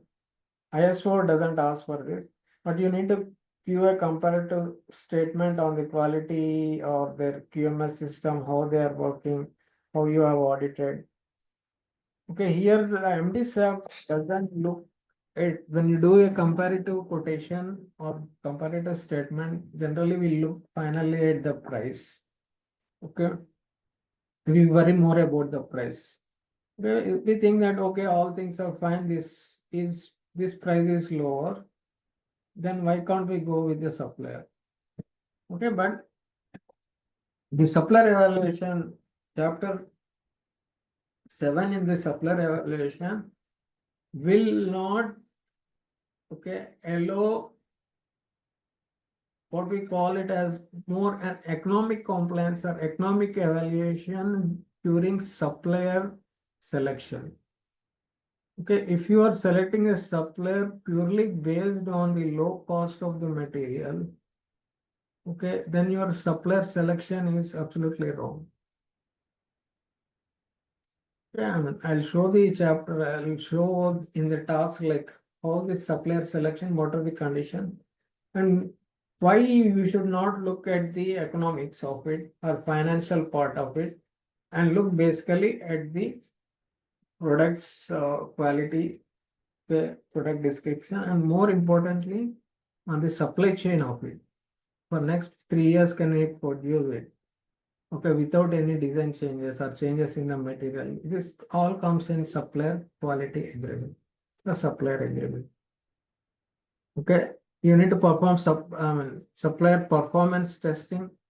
But it's not like you need to do performance. You can also look at the supplier, do how he is performing. Okay, like whether the regular deliveries are proper, or your product verification or raw material verification, is it proper, or in the calibration, what is the error it is showing?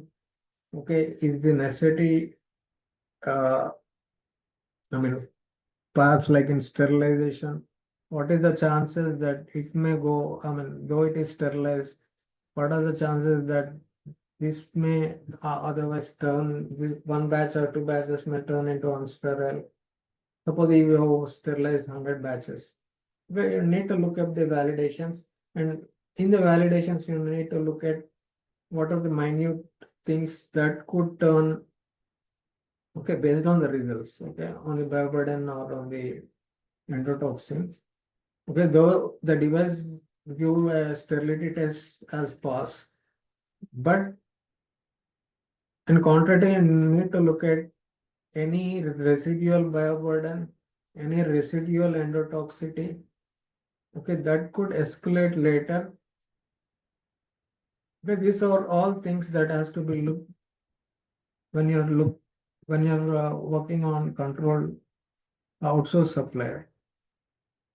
Okay, control of critical suppliers. In MDSAP, you have a different system of classifying suppliers.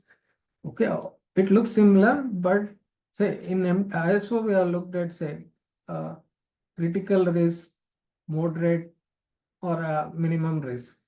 But here for critical risk, the definition will be very different.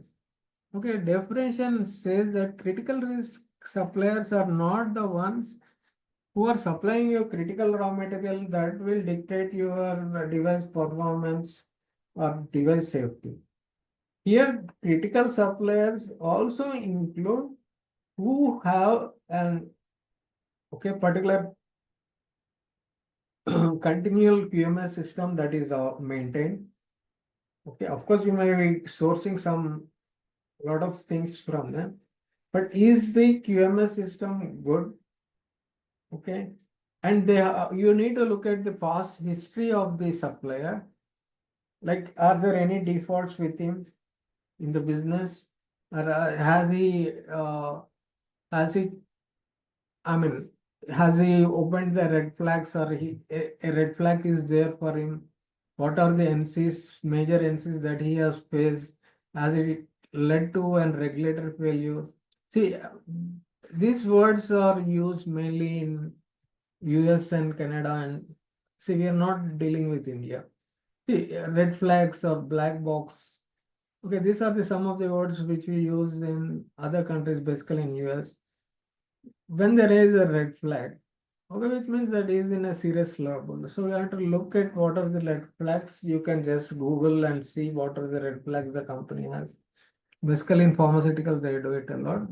Pharmaceutical, they are using it as a black box.